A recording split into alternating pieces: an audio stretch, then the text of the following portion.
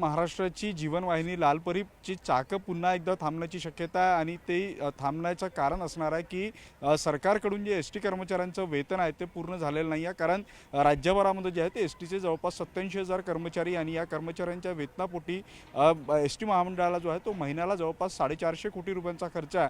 मात्र यंदा सरकारने जे आहे ते फक्त 277 कोटी रुपये दिलेला आहे. त्यामुळे या 277 कोटींमधून फक्त 56% इतका पगारच जो आहे तो कर्मचाऱ्यांचा होऊ शकणार आहे. त्यामुळे आता कर्मचारी जे आहेत ते आंदोलनाचं हत्यार पुन्हा एकदा उपसण्याची शक्यता आहे. त्यामुळे ऐन लगनसराईच्या सीझनमध्ये जे आहे ते एस टीची चाकं थांबतील का असा सवाल निर्माण झालेला. आपल्यासोबत काही एस टीचे कर्मचारी आहेत आणि संघटनेचे नेते आहेत, त्यांच्याकडून जाणून घेऊया.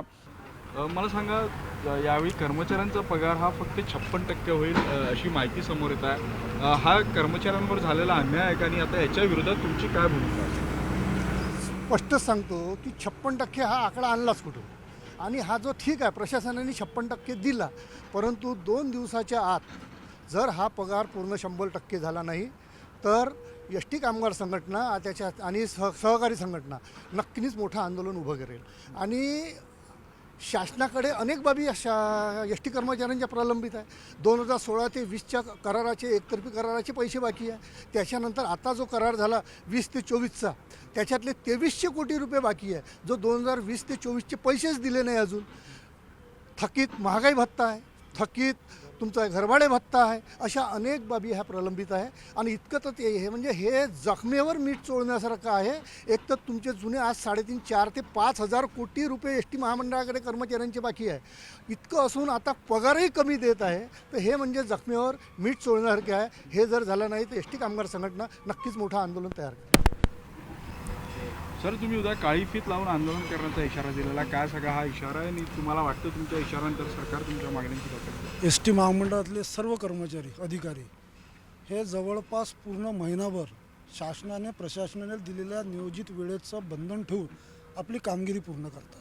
कामगिरी पूर्ण केल्याच्या नंतर जर त्यांना 100% जर वेतन होत नसेल ती अत्यंत दुर्दैवी घटना आहे. म्हणजे काम पूर्ण करून घ्यायचं आणि त्याचा मोबदला 50%, 55% द्यायचा हे योग्य नाही. शासनाकडे सर्व डिपार्टमेंटसाठी निधी आहे, परंतु एस टी कर्मचाऱ्यांसाठी का निधी नाही? आता या मध्यवर्ती बसस्थानकावर काम सुरू आहे. 2 दिवसाअगोदर जिल्हा नियोजन समितीची बैठक झाली. त्या बैठकीमध्ये मोरभवन आणि गणेशपेठचं बसस्थानक हे एअरपोर्टसारखं करू असं ठरलं. मग या कामांसाठी तुमच्याकडे पैसा आणि जो अक्षरशः घाम गाळून मेहनत करणारा कर्मचारी आहे त्याचं वेतन करण्यासाठी जर पैसा नसेल तरी ही या राज्याची अत्यंत महत्त्वाची शोकांतिका आहे. मग उद्या तुम्ही काळी फीत लावणार? हो, संपूर्ण नागपूर जिल्ह्यामध्ये आमचे कर्मचारी हे उद्या काळ्या फिती लावून शासनाचा आणि प्रशासनाचा 56% पगाराच्या विरोधामध्ये निषेध करणार आहे.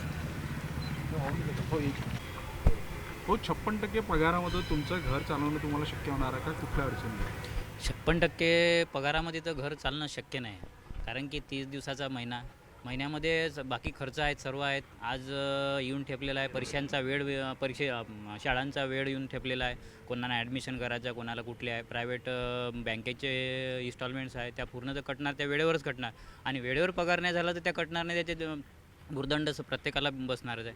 तर प्रशासनाला एवढी विनंती आहे की वेळेत पगार करावा आणि कर्मचाऱ्याकडे लक्ष देऊन आपलं सर्व नियोजन करून समोरची वाटचाल करावी अशी आम्ही प्रशासनाला विनंती करतो. आणि सर्व सुव्यवस्थित चालावं. आमची अशी इच्छा आहे की आपलं महामंडळ चांगलं व्यवस्थित चालावं आणि सर्वांच्या कर्मचाऱ्यांचं हित जोपासून सर्व कामं करण्यात यावी अशी महामंडळाला विनंती आहे.